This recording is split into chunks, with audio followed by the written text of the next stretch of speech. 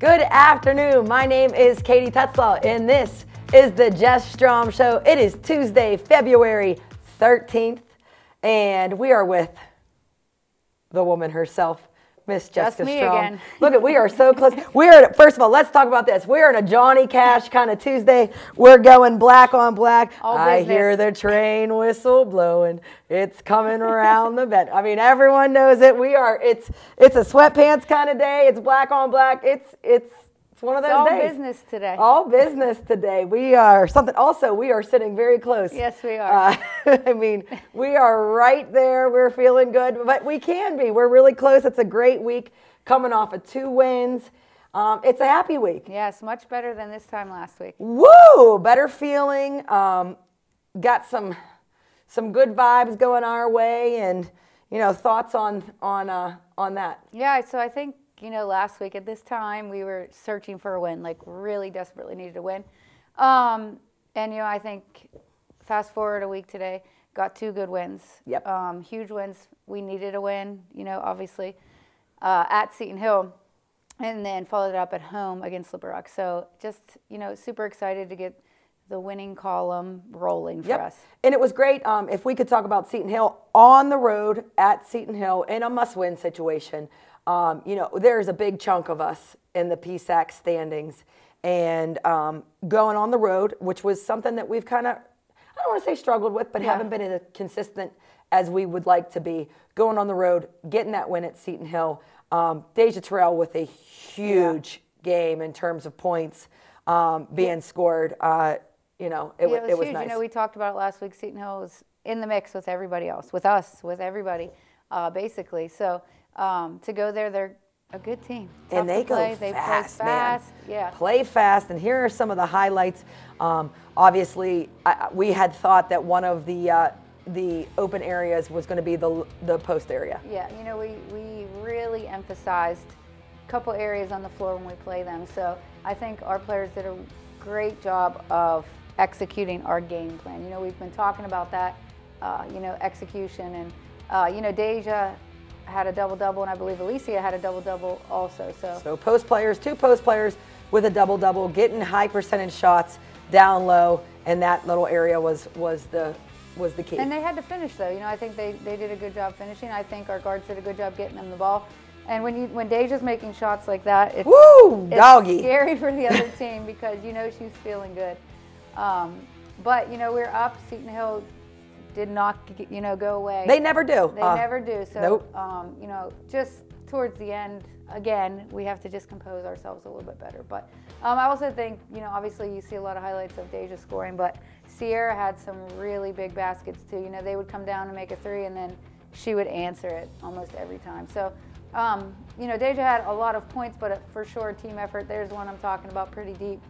And I believe that was right after they hit a 3. So answered that call. Answered it, yeah. But what people forget is the pace of what Seton Hill plays on the offensive end. Their transition. So, obviously kudos. These are all offensive highlights. But, I mean, the real story was us being on the defensive end, guarding their pace, guarding what they do quickly. They have some quick guards off the bounce, get after it that way. I'm really pleased with their efforts on that. Yeah, you definitely can't take second off defensively against them because they will capitalize. Like you said, they have some really quick guards. They get down the floor quickly. Fast. Yeah. Make misses. Hard to doesn't play matter. Against, yes. There you see Sierra shooting another one. And like I said, we're up, I think, 15, maybe 17. I'm not sure. And like I said, they came back and made it a little closer. Oh, I was fired up on that one. I actually broke my clipboard in a good way on that one. She had the over-the-top move and won. I hit my clipboard because I was like, yes, Deja. Well, then it cracked. So then when something not great happened, I was like, man, and it broke on the floor, and I made sure I told the officials. Everyone thought you were mad. Everyone thought I was like that crazy assistant coach that broke their clipboard, but I want to be the one to say that I was not. I broke it on a good one. Yes. It was a positive clap. Well, it's because we've worked, like she has worked on that move. Oh, and it over and over. And it's so good when they do it and it works and you're just fired up. And one, finished it like, I felt the juice on that. I mean, I felt that energy. Like you said, you work on that, you see someone working on it, and when it comes to fruition, man, you just, as a coach, Yeah. You talk about intensity. It's like, oh, that's why I've rebounded for hours and hours and hours for that one play to make those 3 points right there. It was awesome. So happy to get away, get out of Seton Hill with a win. Great team, which I think is where we needed to be at that point. You know? We needed a win. Must and win. I think our team responded. And like you said, executed the game plan. So pumped that we had some really good, effective stuff and did what we had wanted to do. Didn't go rogue. Yeah. Stayed true with it. And then, you know, we always get fired up. We hunkered down on defense, got some critical stops when we needed to, turned the ball over, turned them over quite a bit. And I can't remember exactly what the turnovers were, but maybe 24. Yeah. That's what I thought. And, you know, when you're forcing 24 turnovers and then making some baskets on our end, it leads to a much more relief sensation. Yeah, it wasn't just a win that we, like, escaped with a win. You know, I feel like we felt that way in previous games. Yeah, there's been some games I'm like, oh, thank God the buzzer went off. And, you know what I mean? Like, it was done because it was just like we escaped. But I didn't feel that way at Seton Hill. I feel like we did a really good job. We were just solid. Yeah, that's what you're wanting. I mean, you want that every game. Right. Let's be honest. But especially at this time, this critical point of the season, you need to get wins. And then we follow that up with a home game, which it felt like 25 years since we played at home. Especially on a Saturday. On a Saturday. Yeah. I feel like I forget how our camera worked.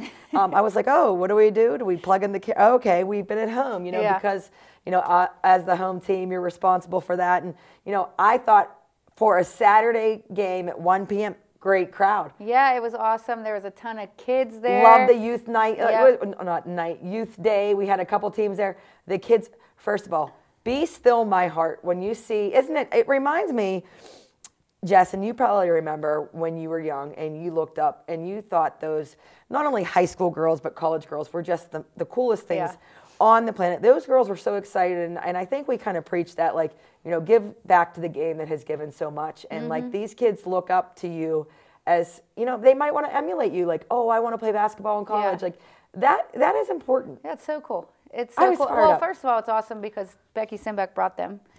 You know, organized the whole thing. Amazing Cal U alumni, All-American, national player there. I mean, she has won basically every accolade, Hall of Famer here at Cal. I mean, she was legit. I mean, I did not get to see her live because I was in the middle of my playing career, but I watched some film. Oh, and it's so cool to have her back. Legit. Like, to want to come back to a game. You know, and bring her daughter, which was in the group, and it was just awesome. And then they all came in the locker room, and our kids were signing their arms. I'm like, oh, geez, they're going to go home, and their parents are like, where did you go? Where were you? Because, signing their T-shirts. They probably spent $27 on a T-shirt, and here it comes back with all these signatures from Cal U women's basketball. But I think it's worth it. But they were just so excited. It was really cool to see. Yeah, that's priceless stuff. So, but wanted to play well, wanted to play at home, slipped up a little bit at Slippery Rock in the third and fourth quarter. I thought we had, last game that we played them, the first time around in the PSAC at Slippery Rock, we had a dominating first quarter. I think we had a heck of a second quarter as well, held them to points, and then let that lead kind of slip away quarter by quarter. And we really, really wanted to put together 4 quarters versus Slippery Rock here at home. Yeah, and I don't necessarily think we did that completely. You know, we started in a little different defense than we have practiced a ton. So, okay. I also think they were making some shots. And they actually played us a little differently than anyone has all season. You know, they really tried to take away Deja, and they really tried to take away Sierra. So, you know, I think it took a minute to adjust, you know, and that's understandable. Other people had to make some shots. There you see, I think Kamaya had probably her best game. You know, and her young career, but solid game as a freshman. Yeah, and I like that right there because Sierra is learning that she can do other things. You know, I think she knew that, but we have kind of, or she has, I don't know, as a whole labored her as our shooter. But she can go off the bounce. She's a great passer. So, you know, I love seeing these when it's a pass. You know, me too. For, you know, an easy layup or an easy basket. You know, it's so nice to see us sharing the ball, you know, pretty well. And you look up and Deja had 20 points and you're like, when, where, and everybody else said that. I knew she had. Yeah, I knew she had that. I mean, seem like that to me. Maybe I just not pay attention, but I see post player a little bit more because typically work more. But I was like, oh yeah, she's rolling, man. And then we had a nice couple stops and a nice couple plays getting to areas of the floor again that we had said, hey, if they're playing you like this, do this. Yes. Like very much countering what people are trying to do to us. And isn't that the name of the game? Like, you have to capitalize on what they're giving up. Yeah, and I think they executed. Like, I think our players really listened and executed, you know, in-game adjustments, which we have struggled with throughout the year. So I think it was really good. Oh, steal to score, baby. This is what the doctor has ordered. Game. Yes. So, and this is the thing. Last game, when you, like you said, we played Slippery Rock, we went out to a 30-point lead early. This game was tough. Like, we had to lock down. We had to stay focused. You know, we pulled away, but it was at the end. It was only in the fourth quarter after the media. I mean, or I mean, I should say maybe a little bit right before the media. But it felt like that's when we started to pull away. So it was tight for four quarters. And sticking with it and making plays. Big shot by Talia. Fired up. You know, just getting some good looks. And again, you love to see when we can hold teams. I was very thankful. We've been holding teams. Not always, but consistently recently in the 50s, but we have been struggling to score. Yeah. So it's nice to get a 70-plus game with holding another team in the 50s, which is kind of what we've been liking. Yeah, and it was, like I said, they did play a little bit differently defensively on us. So that was good. Like, clearly they game planned, you know, for us and tried to stop us offensively. And we still scored over 70 points. So to me, that was awesome. That means we listened. That means other people scored when they needed to score. So and found ways to score. Yeah. Which might have been different in previous games. So you love that. You love to see when a plan kind of, you know, an in-game, I think you hit the nail on the head, an in-game plan gets executed because, again, like you said, we just haven't been consistent.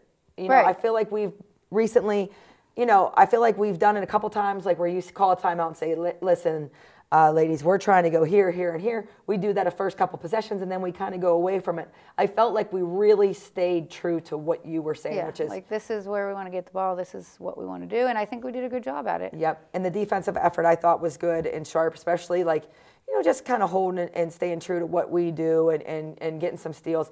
And I can't remember, I thought we did really well on the offensive glass from what I can remember from the stats, and I thought we caused some turnovers.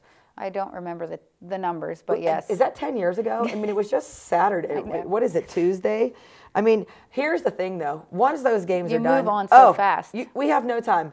I mean, I don't know what the players feel like, but I feel like there is, I mean, you're moved on. Like, as soon as that second goes, you get the film up, it's like, boom. Especially the next day. So that's Saturday. Then Sunday, you have moved on. You know, we have moved on to CLARION. I was moved on right after. At 3 p.m., I'm ready to roll. I'm sure you are too. And then coming up, big game here at home. Also, let's talk about this. Folks, Vulcan Nation, tomorrow is Valentine's Day. Wouldn't it be just wonderful if you could bring a date? So you and bring somebody else to the Convocation Center, 5:30 p.m. when we play CLARION. The love is in the air at the Convocation Center. Maybe you bring somebody. Maybe they bring a friend. Maybe there's just a lot of love in that building. Let's get some fans. Pack convo. Big PSAC game versus CLARION, 5:30. What do you think about that, Jess? Yeah, I think it's a great idea. Yeah. We should bring back the kiss cam. Remember they used to do that? If it goes on my parents, like, first of all, my parents come to the game, my dad would be like, yeah. I mean, they've been married, you know, for 40, almost 50, actually, I think 50 years. You know, I can only imagine if my dad and mom are on the kiss cam. All right, the hug cam. Yeah. Well, I mean, it's fun either way. But no, it'd be awesome. The kiss cam for Valentine's Day. I think so. I think we need a lot of students to come. You know, I think Saturday was a lot of younger kids. Loved it. And it was awesome, but we need some Cal students to come. Yeah, and we have been getting some good crowds too. We have. And they get wild. Like, I love when other teams come. We get a ton of support. Football, and the men's basketball team is there before they play.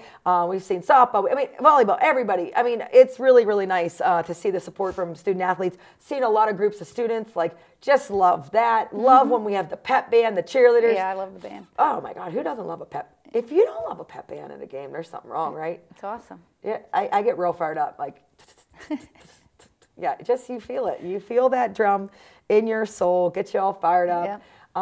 And so, yeah, like I said, let's pack convo. Big game. Now, listen, playing CLARION, their record, and we have said this from the first time we played them. I will say this until the end of the season. They're 0-23 right now. They are the best 0-23 team I've ever seen. And, you know, obviously in the standings, but they have a great squad. And, you know, it's a big game. They have good players. Like, you wouldn't look at their record and think, it should be a game. We went to overtime with them. Yep, and they're in every game. Every single game. They're by 10, 5, 6. Big, tough game. I love this. There is no gimmies in the PSAC. Let's reiterate that for all the folks at home. Yep. You never come into a game here in the PSAC and say, you know what, yep. No, and they have good players. They really do. Team. They have a new staff. They have good players, and it just hasn't, went their way here and there in games, but it doesn't mean that they are a bad team, because they are not. So, I think we really emphasize that to our players, but I think they think that too. They know that. Yeah, I don't think that they, I don't think they think anything other than it's a good team. It's a PSAC game that means a lot for playoffs. So I think, it's the same as any other game. There's no game that you come into, and especially, with where we are. You saw the standings up there. I mean, we're fighting. We are fighting. In the middle, yes. fighting. I mean, if you show the standings again, Gary, I'm not sure if we have the standings graphic, but, I mean, the only person that has clinched a playoff seed in the PSAC West is Gannon at 16-1. Look at the big pack hanging around there. Everybody from else. 2. I mean, from 2 through 8. 2 through 7 is really close. I mean, look at that pack of people, and there's Cal U right there. So, hey, you got to win games to inch your way up. And this is the thing. I mean, we play everybody in the middle after Wednesday. So isn't that the truth? Except Seton Hill. So, there's our upcoming schedule right there. Yeah, so it's great. We have this coming Wednesday, which is tomorrow, home versus Clarion. Then we have a bye week on Saturday. Then we go to Pitt Johnstown on Wednesday, February 21st. Then for Deja and Joe, Senior Day on Saturday, February 24th. Then Wednesday at home versus IUP. And then we go our last road game, which is our last regular season game of the PSAC, Saturday, March 2nd. So you see all those people that we're playing right there. Those are all the people that we're in battle with. Yeah, and everybody's fighting, obviously, to make the playoffs. One. You got to make it. And one team is clinched. For seeding. Yeah, like everybody is fighting. This is the most I've ever seen everybody bunched up in the middle, which is kind of cool. That means everybody is competing at a high level. But you got to win games. Like, it has come down to the end, like, yeah. What do they say? Was that Al Davis from the Raiders? Just win, baby. Like, you got to get W's. And there's no, I feel like when we look at our playbook, we have a little slogan on it, and at the end it says it takes what it takes. That is what it is. Like, yeah, whatever you have to do in those 40 minutes to win at the end, you have to do. You have to be willing to do. The scoreboard has to have you have to have a W. You have to have more points than the opponent to win that game and to make your way in the PSAC to make the tournament. Yeah, and I think it's great. Like, in our locker room, our saying when you walk out is don't get to March and wish for a second chance. And I think it's so true right now. Mm-hmm. We have given ourselves no wiggle room. Mm-hmm. So we have put ourselves in this position, which is we're fine. Yeah, you're fine. Like, but you can't go back and change it. You don't want to get to the end of the season and say, man, we had the chance. We had IUP at Mercyhurst, Clarion, all at home. Mm-hmm.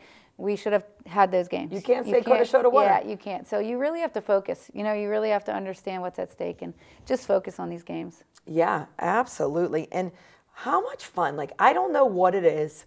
Obviously, as a basketball coach, we love basketball. I mean, plain and simple. It's our full-time jobs. I mean, you have to love it to be able to do it. But what is it about, like, mid-February to March when the weather starts changing, a couple nice days of sunshine? The games, like, are so important. They're on the line. It's, like, kind of pressure situations. Yeah.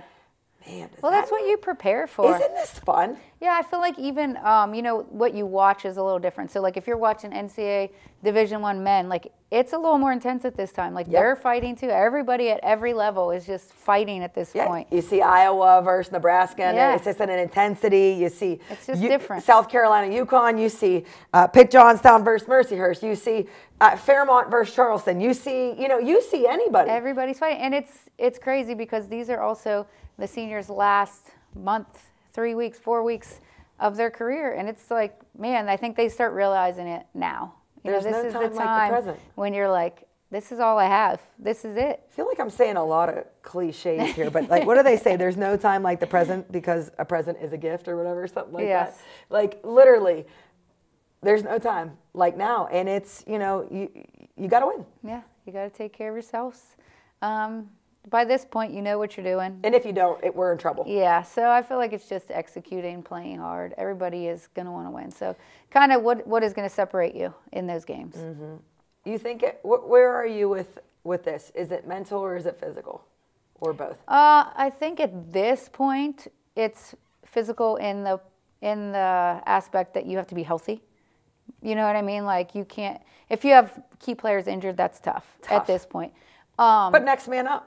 I mean, it should be. It's just, it depends. It's tough. You know what I mean? Yep, it depends who it is. So I think physical that way, yeah.